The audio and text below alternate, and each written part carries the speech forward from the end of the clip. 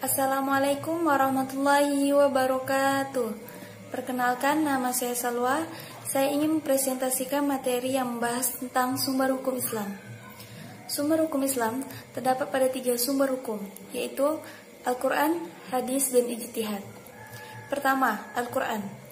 Al-Quran secara bahasa berarti Qara'a yaqra'u qira'atan Qur'anan, yang berarti mengumpulkan dan menghimpun huruf-huruf serta kata-kata dari satu bagian ke bagian lain secara teratur. Kedudukan Al-Quran menempati posisi sebagai sumber pertama sekaligus juga sebagai dalil utama fikih. Al-Quran juga membimbing dan memberikan petunjuk untuk menemukan hukum-hukum yang terkandung dalam sebagian ayat-ayatnya. Kandungan hukum dalam Al-Quran, para ulama mengelompokkan ke dalam 2 bagian, yaitu akidah atau keimanan dan syariah atau ibadah.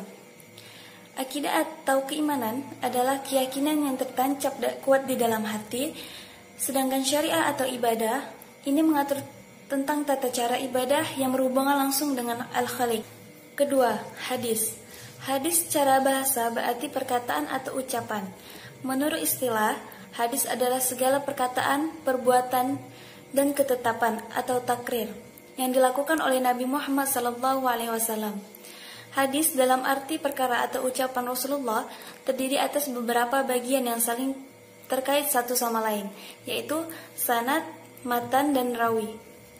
Kedudukan hadis sebagai sumber hukum Islam berada pada satu tingkatan di bawah Al-Quran.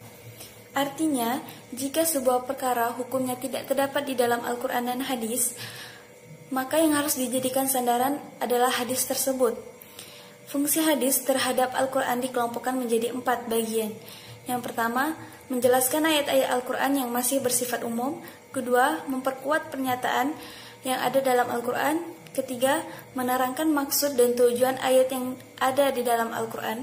Keempat, menetapkan hukum baru yang tidak terdapat di dalam Al-Quran. Adapun macam-macam hadis, yaitu hadis mutawatir, hadis masyhur, hadis ahad. Hadis ahad dibagi ke dalam 4 bagian, yaitu hadis sahih, hadis hasan, hadis dhaif, dan hadis mauquf. Yang ketiga, ijtihad. Ijtihad berasal dari bahasa Arab, yaitu ijtihada yajtahidu ijtihadan, yang berarti mengarahkan segala kemampuan bersungguh-sungguh mencurahkan tenaga atau bekerja secara optimal.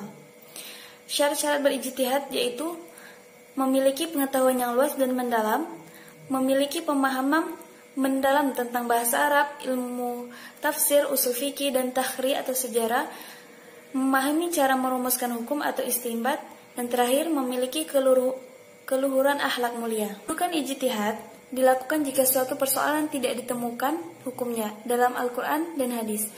Adapun bentuk-bentuk ijtihad yaitu ijma' dan qiyas. Ijma' adalah kesepakatan para ulama ahli ijtihad dalam memutuskan suatu perkara atau hukum. Sedangkan qiyas adalah mempersamakan atau menganalogikan masalah baru yang tidak terdapat dalam Al-Quran atau hadis dengan yang sudah terdapat hukumnya dalam Al-Quran dan hadis karena kesamaan sifat dan karakternya. Ini saja yang dapat saya sampaikan, yang dapat saya presentasikan. Kurang lebihnya saya mohon maaf. Wassalamualaikum warahmatullahi wabarakatuh.